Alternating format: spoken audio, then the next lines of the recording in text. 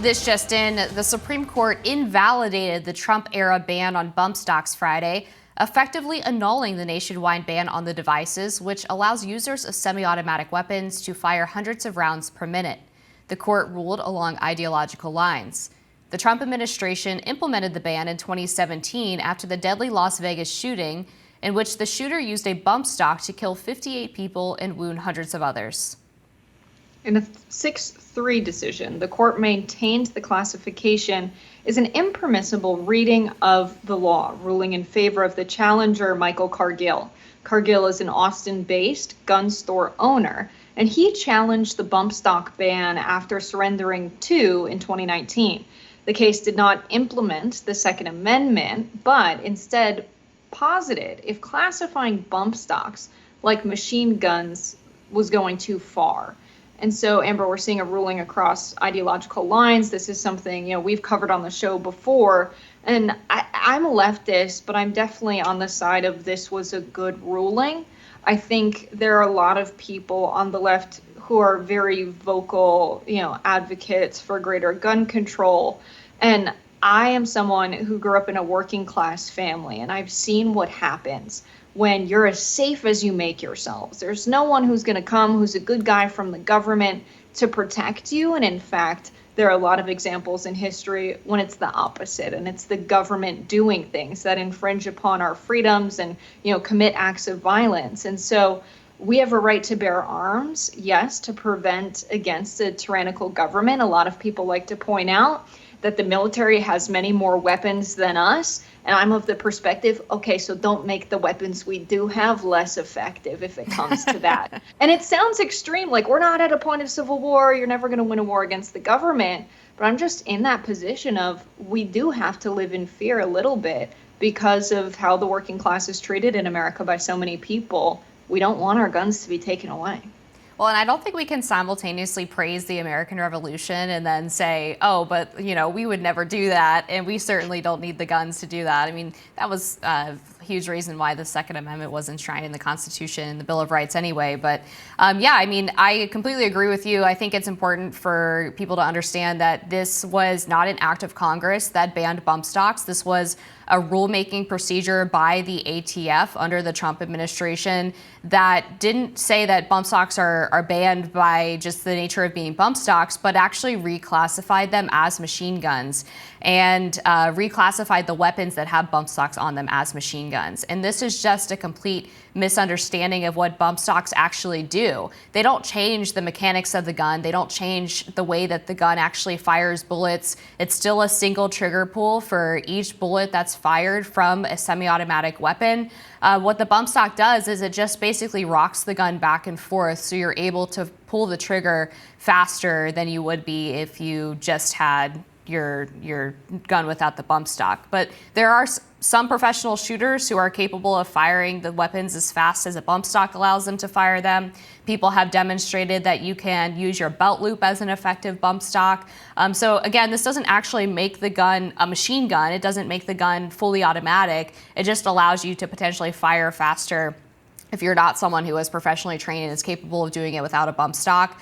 Because it did not change the mechanics of the gun to require or to make it so that just one trigger pull leads to an infinite number of bullets coming out, then it was wrong for the ATF to try to reclassify these devices as machine guns, and that's where the Supreme Court came down on this. Right. A lot of the common sense gun reform that's advocated for things like background checks, ensuring all guns are registered, and there's no ghost guns. A lot of these things are pretty popular. But I think some of the understandings of how guns actually work is getting in the way of some of the gun control legislation from being common sense, because anyone who uses a handgun would know that the typical clip that comes on a Glock, which is a small handgun, I don't think anyone would see me with my Glock 17 and think, what a high capacity magazine. But because it carries 17 bullets, I think a lot of people hear that and they're like, oh my God, we absolutely have to ban this. The fact that you can modify your gun with simple hardware, like the hardware that comes on a belt, and create something that has the effect of what a bump stock unit would if you were to purchase it, it's a little bit ridiculous to think we should ban something like that. There are so many people who have used guns their entire lives, are familiar with the mechanics, and can very easily create guns from scratch. I've met people like this at the range in North Carolina. And so to think that just because a gun is even registered, that the government has the capacity and will look into someone's background if a gun is registered to someone and they're exhibiting strange behavior online. We have so many cases of the FBI having a gun registered to someone's name, seeing them exhibiting concerning behavior and making concerning statements, other people raising red flags about them, and them still doing nothing.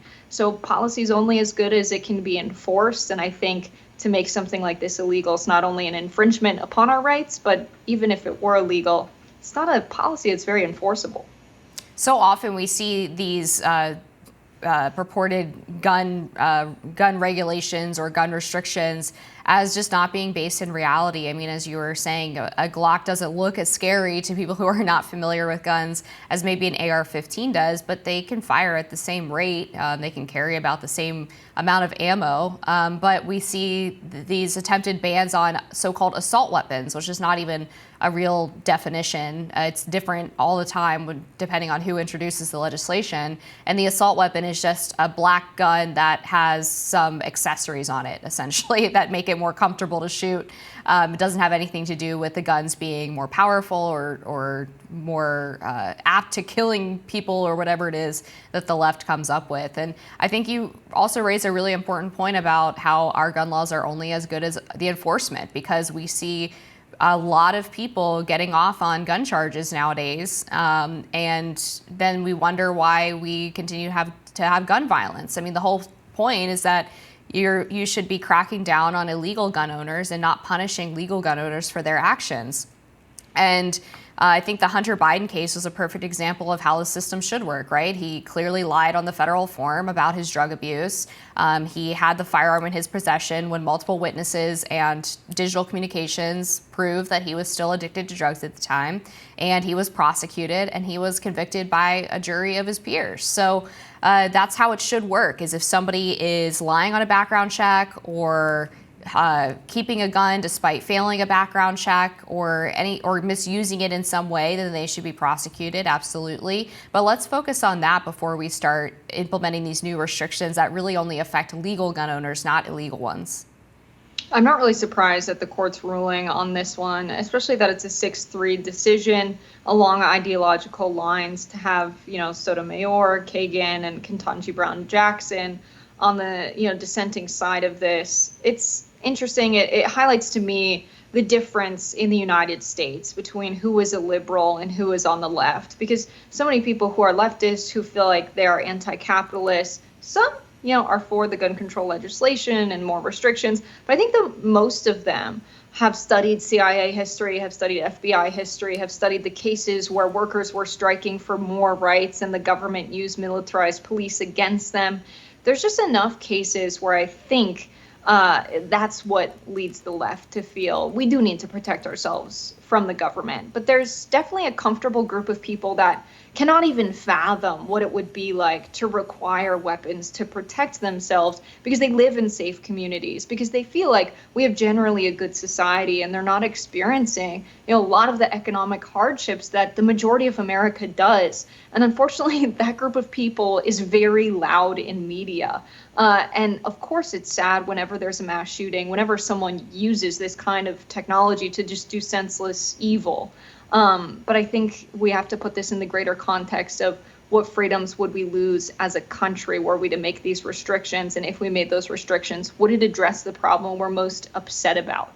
And I think putting yourself in other people's shoes and having that kind of empathy is important when making policy and when, applying the Constitution and interpreting the laws.